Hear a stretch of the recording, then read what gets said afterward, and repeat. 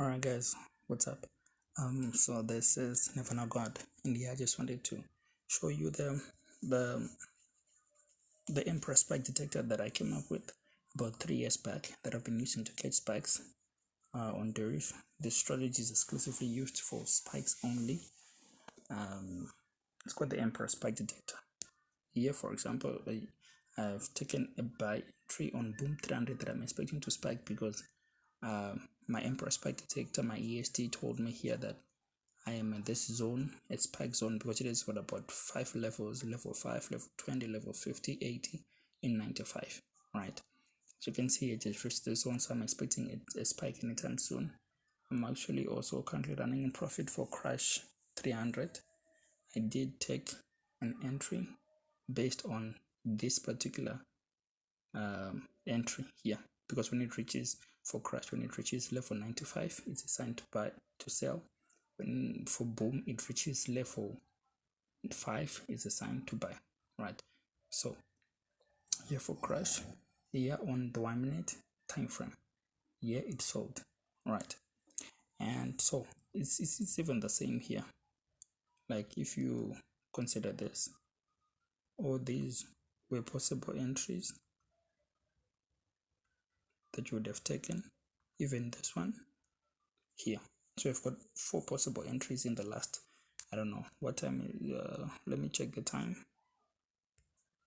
Right, since 1932 to around like a couple of minutes ago, which is around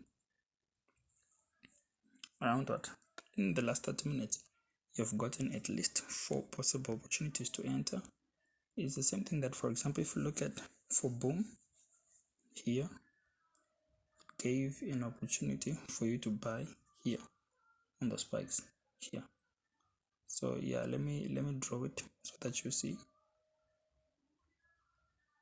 Right, here, give you the opportunity to buy, here give you the opportunity to buy. That's the reason why even here I'm expecting it to spike anytime up. Right, so generally that's how it goes. Right, so sometimes it gives you setups on the 1 minute time frame, sometimes it gives you on higher time frames. Of course, there are other conferences that I use. As you can see on my main chart, I've got about 5 indicators. So hopefully that's how I use. If I switch, for example, to the 5 minutes time frame, you can actually see that also it's at the spike zone, which is level 5. That's the reason, one of the reasons why I'm actually confident that it will spike up in the next couple of minutes, just as it did here. Let me draw it here. Spiked here. Here it also reached the spike zone, spiked here. So here it reached this zone. That's the reason why I'm expecting it to spike. So sometimes you just have to use proper risk management while you're waiting for a setup.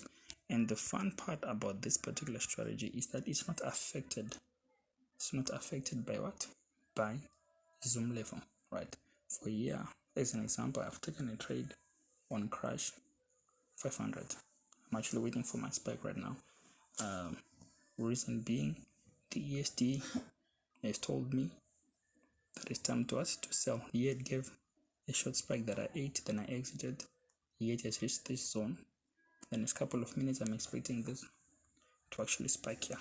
So let me pause this, and then I'll be back in the next couple of minutes. So then again, I am back.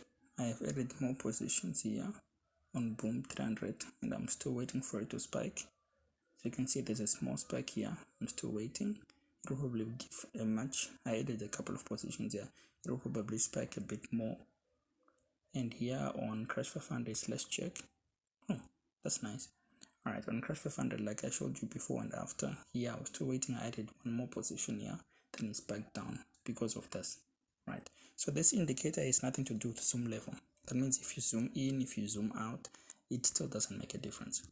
Okay, that means even if you zoom out, it's not even affected by screen position. Whether you put it in the middle, whether you put it here, whether you put it here, what it displays just the same. It doesn't repaint.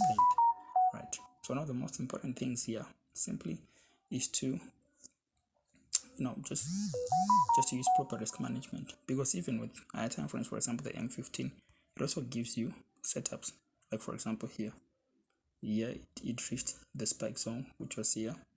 Actually gives a series of spikes, then you would have exited. Here it also really came back again, gave you a series of spikes. So you know that when a setup comes from M15 or M5, you can hold for a couple of spikes. It actually designed the rules that way, that it becomes easier for you to use. For example, let me draw using this. This was for the 1 minute time frame that we just did. Let me draw here. This is where you had your first setup here on M5. You knew that it was going to spike because it had reached that particular zone. The same thing with the 1 minute time frame. That's one of the reasons why I had said earlier on that it's going to spike, because of this. It reached here, spiked here. So you can see here it took a bit of time here, but eventually it spiked down. I wouldn't have entered this because I also needed confirmation from the 5 minute time frame. So here, spiked here again. So you are guaranteed that if it gives you a setup like this, you know that you're going to be in the money. So I'm still waiting for boom 300 for it to spike. As you can see, I did tell you that it will spike here. Eventually it will spike. So the strategy is at least a 90 to 95% success rate, probability rate. The setup was also strengthened because of the 5 minute time frame. I remember like illustrating this, that it reached this zone, spike zone. So here we naturally expect more spikes. It's going to keep spiking up high and high. Again, if it only wasn't for the sake that I want to make this video short, I would have just chilled out with you here whilst you're watching this thing spike. So it's the same thing, guys. It's not affected by spike. If you're interested in the system that I designed, because it's not really much problematic in terms of use, even a newbie can use it. As you can see, this is pretty clear that even if you want to learn how to use it, it's very simple. Here, see, all these are spikes that you could have caught here. These are all possible spikes, right? Even if we switch and maybe we go to let's say maybe we go to a different time frame or to a different instrument altogether, and we say let's pick the 1000.